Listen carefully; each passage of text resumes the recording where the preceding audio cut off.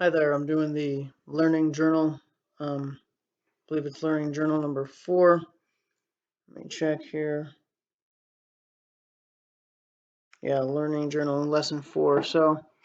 Um, there's a few things I learned about in this module. I think one thing that stuck out to me, what like an issue within the courts, specifically with like wrongful convictions.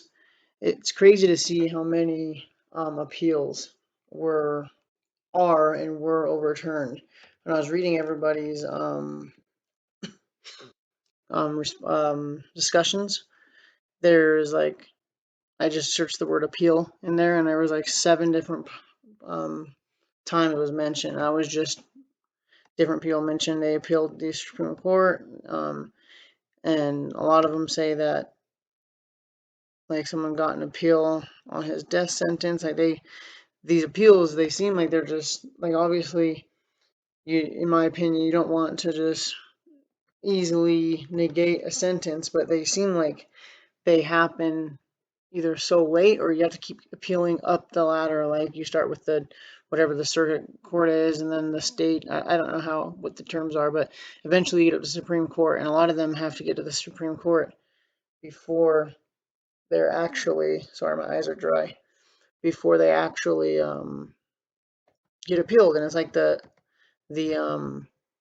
case, the evidence that the defense is appealing seems pretty significant. So it's just crazy to see how many times the appeals get denied before they get accepted. So it makes you wonder how many legitimate appeals have been denied and the appeals have run out. And so how many people have got stuck in prison that don't belong there. But that was one thing that stuck out to me. Another thing was the perception versus reality. Um, I think there's a picture that's illustrated to us in like true crime content, like true crime podcasts, true crime series, TV, series, movies, documentaries, probably especially the fictional true crime stuff. You get a picture painted to you that there's a fast, exciting, court process. The trials, like, what is it, Law and Order? They always make it super dramatic. The trials, appeals, stuff like that. It's very fast and exciting pace. But in the real world, the reality is that the court system is a very slow process. Um, Appeals make it even slower, and I think that's an interesting perception versus reality where, how many courts, like especially I was reading about in sexual assault cases, the defense specifically will motion for like reschedulings constantly, and sometimes just to wear out the petitioner.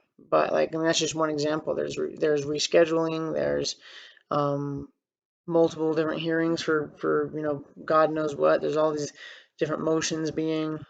I don't know the correct terminology here, but the idea is that there's just such a slow, intense burn rather than like a super fast, action-packed thing like the perception is when it comes to going through trial and court and all that. So the last thing I wrote down was the Duke Innocence Project, the Willie Grimes. I think I heard about his story before, but it's just absolutely nuts to see and think someone can go to prison for 24 years. When I was younger, you know, had my run-ins with the law. I was kind of a dumb kid, and I did um, just 2 weeks in jail, and it was absolute hell. So I can't imagine. It's unfathomable, I think, for us that have never done time, serious crime, to even imagine 24 years. So it was it was a profound reaction of mine when I read that. So um, and then lastly was the Innocence Project that I looked up for the discussion. I forget his name. Aguiar. What was his name? Hold on. Clemente Aguirre Jarquin. Was a Florida murder and burglary. So it was just shocking to see how many constant wrongful convictions there are. So you wonder, and for sure there's got to be innocent people that are stuck in prison to this day that aren't so lucky. Like the ones we hear about. But yeah, those are the things I learned about. Um,